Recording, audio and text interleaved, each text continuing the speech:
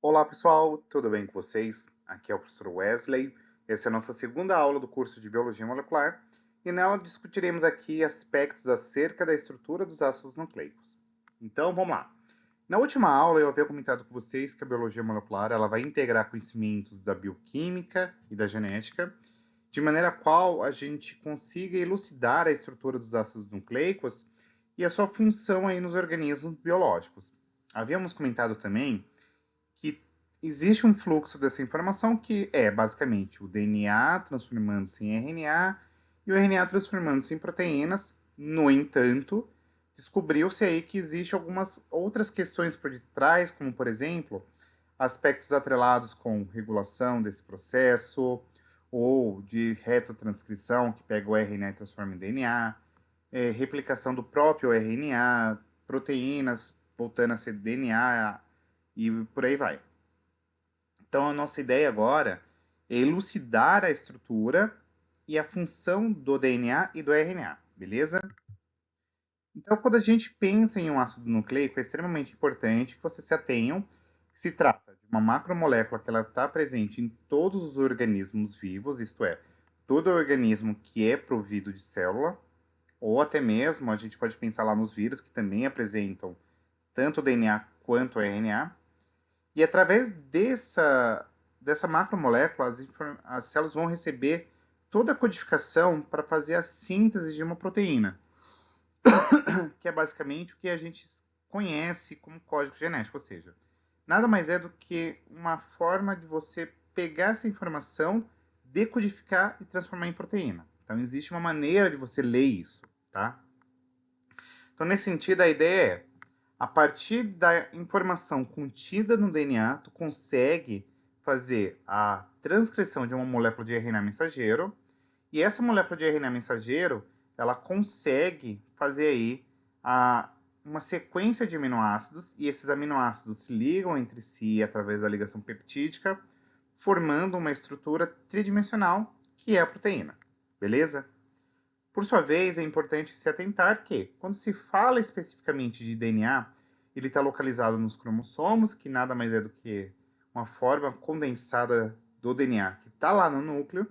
Todavia, a gente também tem a presença de DNA e RNA nos cromossomos não, perdão, nas mitocôndrias e também nos cloroplastos. Então, a gente tem dois tipos de DNA, de ácido nucleico, desculpa, que é o DNA e o RNA, beleza? Ambos são polímeros que são formados aí por nucleotídeos e a gente vai ver aí como que é essa estrutura. Então, o DNA é o ácido desoxirribonucleico, é uma molécula dupla fita, presente no núcleo de células eucariotas ou disperso no citoplasma quando se fala de uma célula procariota. Além disso, nos organismos eucariontes, você tem a presença de DNA na mitocôndria e também nos cloroplastos, quando se fala de uma célula eucarionte vegetal.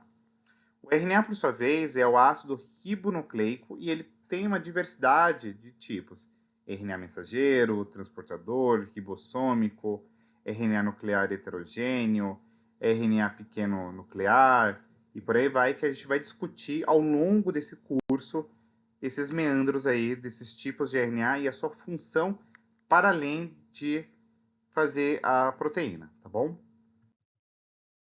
Pensando-se historicamente, no ano de 1928, Frederick Griffith realizou experimentos que forneceram evidências que a informação genética estava contida em uma molécula, tá?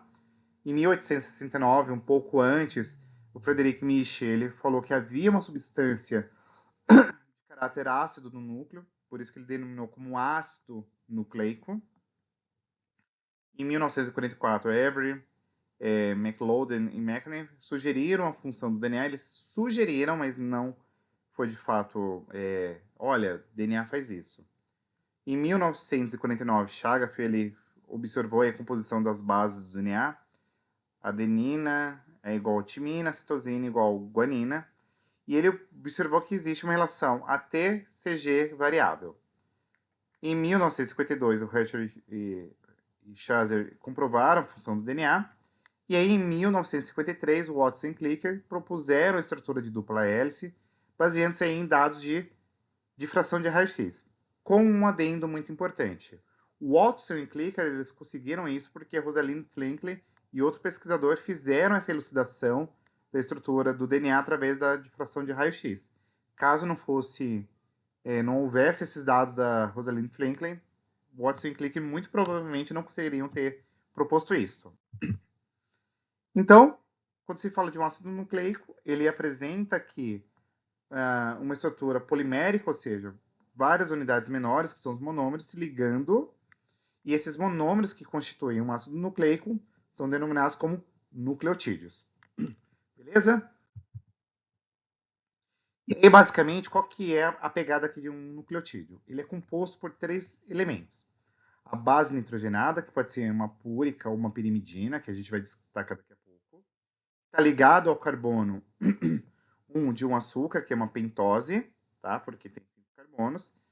E no carbono 5 dessa pentose, você tem a ligação de um grupamento fosfato. Então, um nucleotídeo ele é formado pelo fosfato, uma pentose e uma base nitrogenada. Com destaque que a pentose, que é esse açúcar, ele pode ser uma desoxorribose, no caso do DNA, ou uma ribose, no caso do RNA.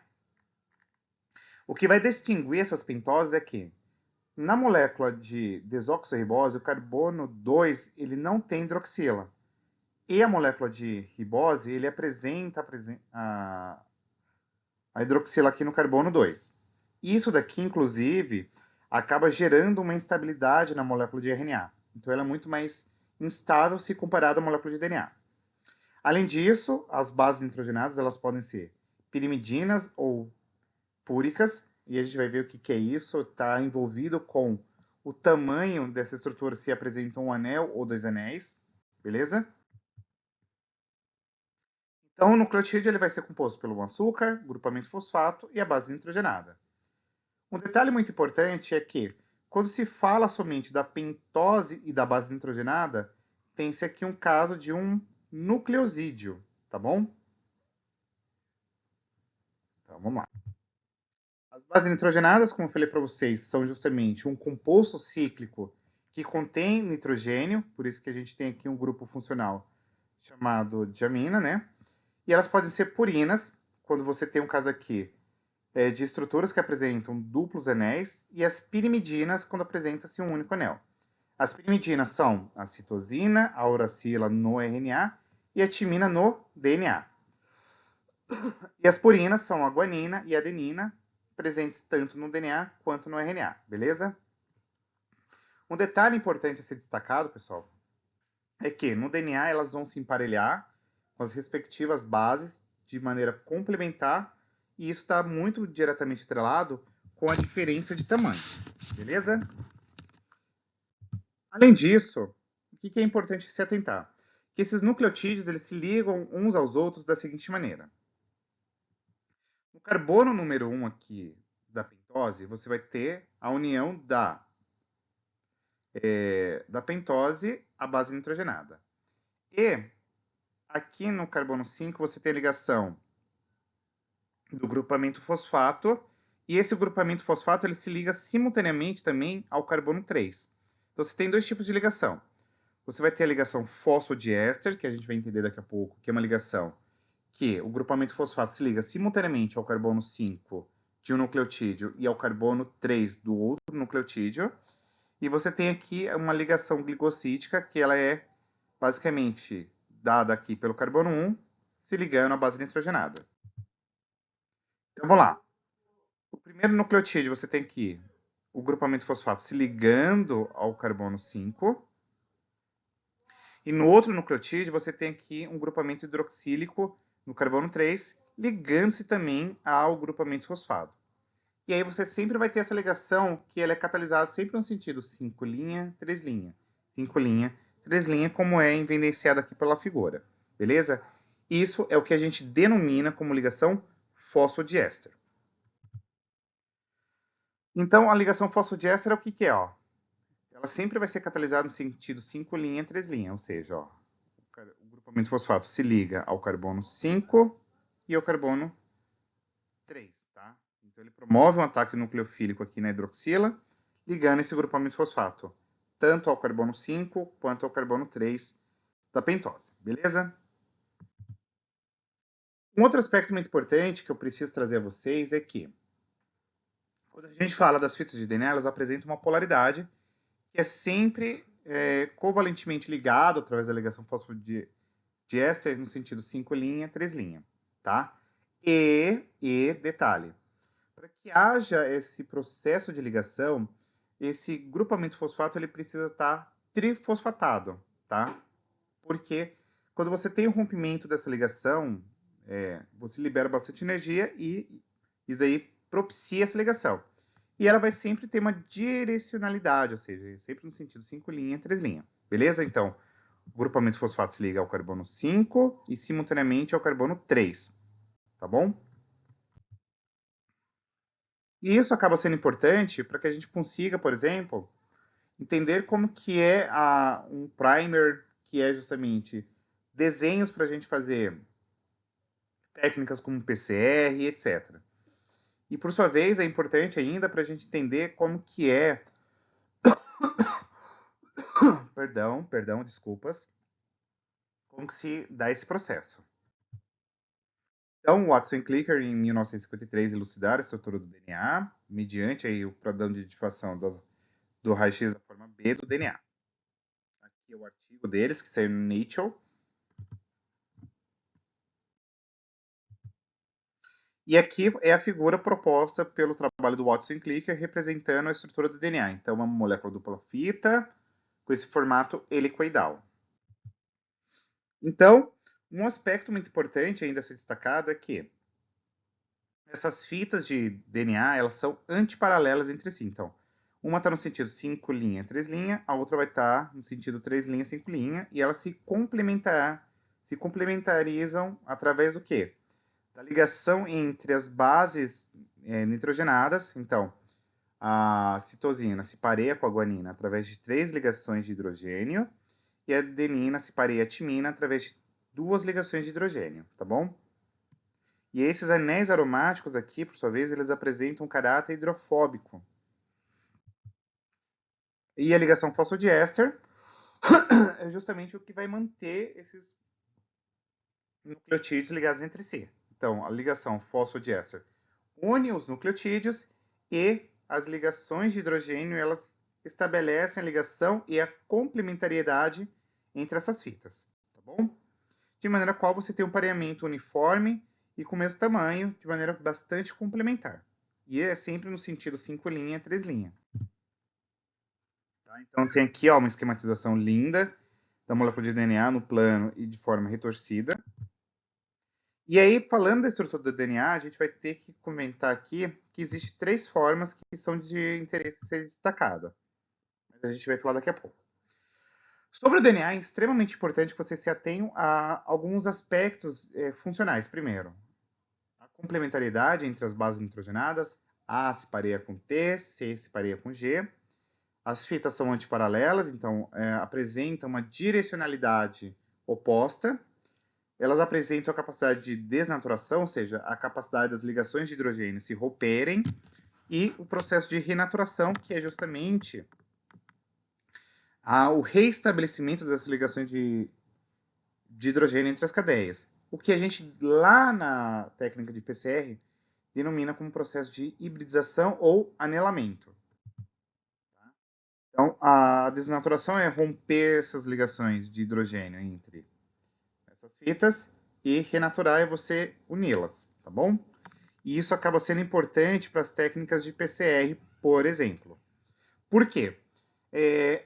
A depender do teor de citosina, guanina que tu tenha, mais difícil vai ser de romper essas ligações, porque você tem que colocar mais calor, porque apresenta mais ligações de hidrogênio, tá bom? Então, ó, a desnaturação é isso. Então, ó, conforme aumenta o calor, você desenrola essas fitas. Conforme você resfria, você reestabelece essas ligações de hidrogênio, tá? Então, por exemplo, na técnica de PCR, tu vai perceber que são vários ciclos de esquentar, resfriar, esquentar, resfriar. Você tem aqui o fenômeno de supertorção, que é justamente esse processo de enrolamento da dupla hélice sobre si mesmo, o que vai trazer aqui uma conformação predominante do DNA na célula. É extremamente importante, por exemplo, para o processo de empacotamento do DNA nos genomas. Esse processo de supertorção está envolvido no processo de replicação, transcrição e no processo de recombinação, tá? É uma característica de quase todos os tipos de DNA circulares e lineares e é importante para sua funcionalidade. Ou seja, a cadeia polinucleotídica está associada com a estrutura primária, a dupla hélice é uma estrutura secundária e essa supertorção é a estrutura terciária, tá? O que seria a supertorção? Seria as extremidades aqui covalentemente ligadas. Você pode ter aqui uma situação de supertorcida, super enrolada e super helicoidal, tá? E a gente vai dar uma olhadinha aqui só por cima. Então, ó, você tem aqui uma super hélice para a direita, sentido negativo, uma hélice circular, e a super hélice à esquerda, no sentido positivo. Bem, o que seria esse super enovelamento negativo? É quando você tem uma situação na qual você tem um desenrolamento da dupla hélice, que pode ser plectonênico, que é encontrado aqui no DNA em solução, ou toroidal, que é o DNA enrolado aí em proteínas como, por exemplo, as histonas, tá? Para formar estruturas que a gente denomina como nucleossomos.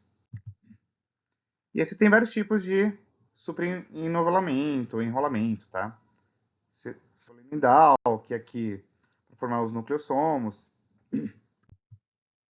Tá?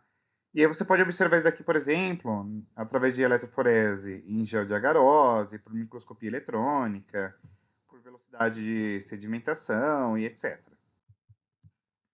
Além disso, você tem as topoisomerases, que é uma classe de enzimas que estão atrelados com esse processo de remoção do superenovelamento do DNA, tá?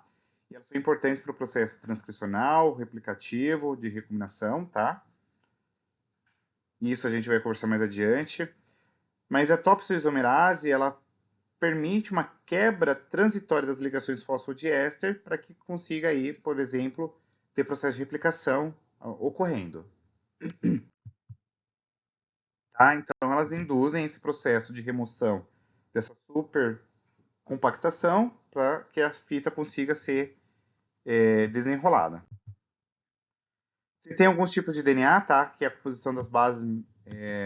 E aí você vai ter uma diferença no tipo de espessura, tá? Então você tem o DNA do tipo B, que é a forma mais abundante aqui na célula, então é a forma mais fisiológica, a forma clássica de DNA que a gente habitualmente estuda, tá? A dupla hélice gira para a direita. Você tem o DNA do tipo A, que é em condições de umidade muito baixa.